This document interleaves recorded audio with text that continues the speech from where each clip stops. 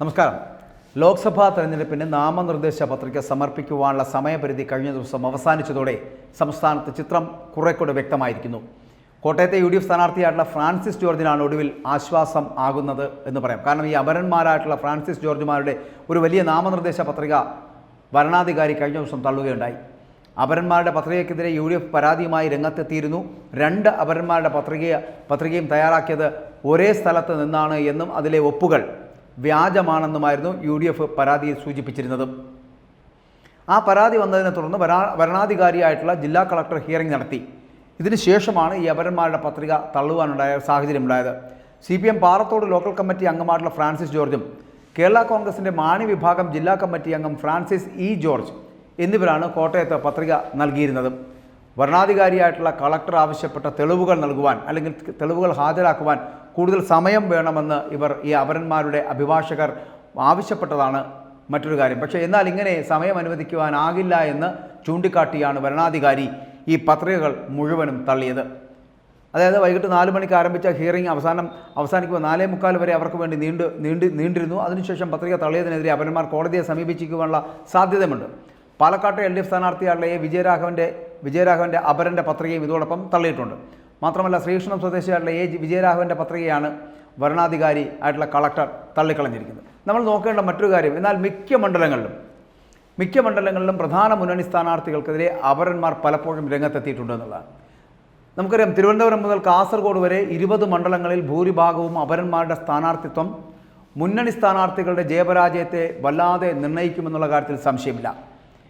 എന്നാൽ അപരന്മാരുടെ കളി കേരളത്തിലെ തിരഞ്ഞെടുപ്പുകളിൽ ഇന്നോ ഇന്നലെയോ തുടങ്ങിയതല്ല എന്ന് പറയേണ്ടി വരും. കാരണം അതിന് ദീർഘനാളത്തെ ഒരു പാരമ്പര്യമുണ്ട് എന്ന് പറയേണ്ടി വരും. അപരന്മാർ തോൽപ്പിച്ചത് എന്ന് പറയപ്പെടുന്ന 1980 പോയാൽ മൂവാറ്റുപുഴ മണ്ഡലത്തിൽ നിന്നുള്ള ലോക്സഭാ തിരഞ്ഞെടുപ്പ്, അതുകൊണ്ട് തന്നെ ആ അർത്ഥത്തിൽ നിരവധി അപൂർവതകളുള്ള നിറഞ്ഞ ഒന്നാണ് എന്ന് പറയാം. മത്സരിച്ച പ്രധാന സ്ഥാനാർത്ഥികൾ തന്നെ പരസ്പരം അപരന്മാരായിരുന്നു എന്നുള്ളതാണ്.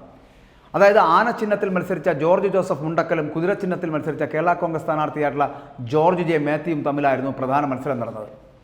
4330 വോട്ടിൻ്റെ ഭൂരിപക്ഷത്തിന് George Joseph Mundakkal George J മാത്യുവിനെ അട്ടിമറിച്ചപ്പോൾ ഒട്ടകം ചിഹ്നത്തിൽ മത്സരിച്ച NV ജോർജ് 11859 വോട്ട് മറിച്ചു എന്നുള്ളതാണ്.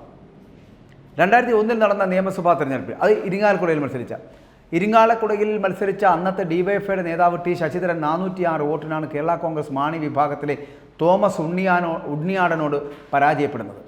അപരനായെത്തിയ 1867 വോട്ടുകൾ കവർന്ന മറ്റൊരു ശശിധരൻ T ശശിധരന് പാരയായി മാറി എന്നുള്ളതാണ്. ഇനി 2004 ലോക്സഭാ തെരഞ്ഞെടുപ്പിൽ ആലപ്പുഴ മണ്ഡലത്തിലെ പോരാട്ടം നോക്കിക്കഴിഞ്ഞാൽ CPMൻ്റെ സ്ഥാനാർത്ഥിയായിട്ടുള്ള KS മനോജും VM സുധീരനും തമ്മിലുള്ള മത്സരം നടക്കുകയാണ്. അപ്പോഴാണ് അവിടെ അപരനായിട്ട് VS സുധീരൻ എന്ന് പറയപ്പെടുന്ന ഒരാൾ രംഗത്തെത്തുന്നത്. മത്സരത്തിൽ 1009 വോട്ടിൻ്റെ ഭൂരിപക്ഷത്തിൽ മനോജ് വിജയിക്കുന്നു. അതേസമയം അവിടെ അപരൻ സ്വന്തമാക്കിയത് 8282 വോട്ടുകളാണ്. ഈ റെക്കോർഡ് മറ്റൊരു അപരനും ഇതുവരെ തകർക്കാനായിട്ടില്ല എന്നുള്ളതാണ്. അന്ന് വിജയിച്ചിരുന്നുവെങ്കിൽ VM സുധീരൻ കേന്ദ്രമന്ത്രിയാകും, അതിനുള്ള സാധ്യതകൾ ഉണ്ടായിരുന്നതാണ്. പക്ഷേ അദ്ദേഹത്തെ 1009 വോട്ടുകൾക്ക് പരാജയപ്പെടുത്തി. VS സുധീരൻ്റെ ചിഹ്നം മാത്രമല്ല ബാലറ്റിൽ അത് അച്ചടിച്ചു വെച്ചിരിക്കുന്നത് കാണുമ്പോൾ കൈപ്പത്തി പോലെ തോന്നിയതും വോട്ടർമാരെ കുഴപ്പിച്ചു എന്നാണ് പറയപ്പെടുന്നത്. അതുകൊണ്ട് 8208 വോട്ടുകൾ അദ്ദേഹം നേടി. ഇനി 2004 ലോക്സഭാ തെരഞ്ഞെടുപ്പിൽ മൂവാറ്റുപുഴ മണ്ഡലത്തിൽ PC Thomas, Jose K Mani, advocate PM Ismail എന്നിവർ തമ്മിലുള്ള ശക്തമായിട്ടുള്ള ത്രികോണ മത്സരം നടക്കുന്നു. അത് നടന്നപ്പോൾ PC തോമസ് എന്ന പേരിൽ 2 അപരന്മാർ കൂടി ഉണ്ടായിരുന്നു. അവരുടെ ചിഹ്നങ്ങളായിട്ടുള്ള ഹാർമോണിയവും വീടും ഒറിജിനൽ PC തോമസിൻ്റെ ചിഹ്നമായിട്ടുള്ള ടെലിവിഷനുമായി ബാലറ്റിൽ നല്ല സാമ്യമുള്ളവയായിരുന്നു. എന്തായാലും 2 അപരന്മാരും കൂടി ചേർന്ന് ആഞ്ഞു പിടിച്ച് 5189 വോട്ട് നേടിയിട്ടും PC തോമസ് 529 വോട്ടിൻ്റെ ഭൂരിപക്ഷത്തിൽ കഷ്ടിച്ചന്ന് വിജയിച്ചു എന്നുള്ളതാണ്. ഇനി 2009 ലോക്സഭാ തെരഞ്ഞെടുപ്പിൽ കോഴിക്കോട് മണ്ഡലത്തിൽ മത്സരിക്കാനിറങ്ങിയത് കോൺഗ്രസിൽ നിന്ന് MK രാഘവൻ, CPMൽ നിന്ന് PA മുഹമ്മദ് റിയാസ് ഇന്നത്തെ മന്ത്രി, K രാഘവനും M രാഘവനും UDF സ്ഥാനാർത്ഥിയുടെ അപരന്മാരെ അപ്പോൾ മത്സരിക്കുന്നു. റിയാസ്, PA മുഹമ്മദ് റിയാസ്, മുഹമ്മദ് ഹാജി എന്നിവരായിരുന്നു ഇടത് സ്ഥാനാർത്ഥിക്കുണ്ടായിരുന്ന അപരന്മാരുടെ വെല്ലുവിളി എന്ന് പറയപ്പെടുന്നത്. ആകെ പോൾ ചെയ്ത 7,97,578 വോട്ടിൽ UDF സ്ഥാനാർത്ഥിയുടെ അപരന്മാർ 2743 വോട്ടാണ് പിടിച്ചത്. എന്നാൽ LDF സ്ഥാനാർത്ഥിയുടെ അപരന്മാർ 6373 വോട്ട് നേടി. ആകെ 838 വോട്ടിൻ്റെ ഭൂരിപക്ഷത്തിലായിരുന്നു അന്ന് UDF സ്ഥാനാർത്ഥിയായിട്ടുള്ള MK രാഘവൻ്റെ വിജയമെന്ന് പറയപ്പെടുന്നത്. ഇനി 2016 നിയമസഭാ തെരഞ്ഞെടുപ്പിൽ മഞ്ചേശ്വരത്ത് നടന്നത് സുരേന്ദ്രൻ 89 വോട്ടിനാണ് തോറ്റത്. UDFിലെ അബ്ദുൾ റസാഖിനോട് പരാജയപ്പെട്ടപ്പോൾ അതിനും ഒരു അപര സാന്നിധ്യം കാരണമായി. ഐസ്ക്രീം ചിഹ്നത്തിൽ സ്വതന്ത്രനായ മത്സരത്തിൽ 467 വോട്ട് പിടിച്ച K സുന്ദര, അന്ന് K സുരേന്ദ്രന് ലഭിക്കേണ്ടിയിരുന്ന വോട്ടുകൾ K സുന്ദരയ്ക്ക് വീണില്ലായിരുന്നുവെങ്കിൽ ഒരു പക്ഷേ ആ തിരഞ്ഞെടുപ്പിൽ തിരുവനന്തപുരം നേമത്തിനൊപ്പം വടക്കൻ കേരളത്തിലൊക്കെ താമര വിരിയുന്നൊരു സാഹചര്യം ഉണ്ടാകുമായിരുന്നു. അത് നടന്നില്ല. 89 വോട്ടിന് പരാജയപ്പെട്ടു.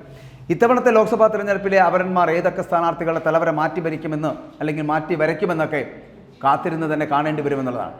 പലരും പലപ്പോഴും പല മണ്ഡലങ്ങളിലും ഇത്തരത്തിലുള്ള അപരന്മാരുടെ രംഗപ്രവേശം പല ഘട്ടങ്ങളിലും ഒതുക്കി തീർക്കുവാൻ പാർട്ടികൾക്ക് കഴിഞ്ഞിട്ടുണ്ട്. പക്ഷേ അതായത് നാമനിർദ്ദേശ പത്രിക സമർപ്പിക്കുന്നു, പത്രികാ സമർപ്പണത്തിന് ശേഷം തന്നെ പത്രിക പിൻവലിക്കുന്നതിനുള്ള ദിവസമുണ്ടാകുന്നു.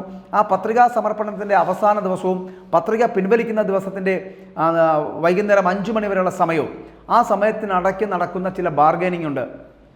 അവിടെ ചില ഈ പണം നേടിയെടുക്കുന്നുള്ള ചില തട്ടിപ്പുകൾ നടക്കുന്നുണ്ട്. അങ്ങനെയൊക്കെ ചില സ്ഥാനാർത്ഥികൾ കൂടിയൊക്കെ പലപ്പോഴും ഇതിനകത്ത് വരാറുണ്ട്. അവരെയൊക്കെ രാഷ്ട്രീയപരമായിട്ടുള്ളൊക്കെ ഒതുക്കലുണ്ട്. അത് പണം നൽകിയായിരിക്കാം, അല്ലെങ്കിൽ മറ്റെന്തെങ്കിലും രീതിയിലാക്കാം. അങ്ങനെ സ്വാധീനപ്പെടുത്തി പല അപരന്മാരെയും മാറ്റുന്ന ഒരു സമീപനവും പലപ്പോഴും ഉണ്ടായിട്ടുണ്ട്. അതൊക്കെ പല തിരഞ്ഞെടുപ്പുകളിലും നമ്മൾ വാർത്തയായിട്ട് വന്നിട്ടുള്ളതുമാണ്. എന്തായാലും അപരന്മാർ പലപ്പോഴും പല സ്ഥാനാർത്ഥികളെയും ചെറിയ വോട്ടിൻ്റെ വ്യത്യാസത്തിൽ പരാജയപ്പെടുത്തുന്നു എന്നുള്ളത് വസ്തുതയാണ്.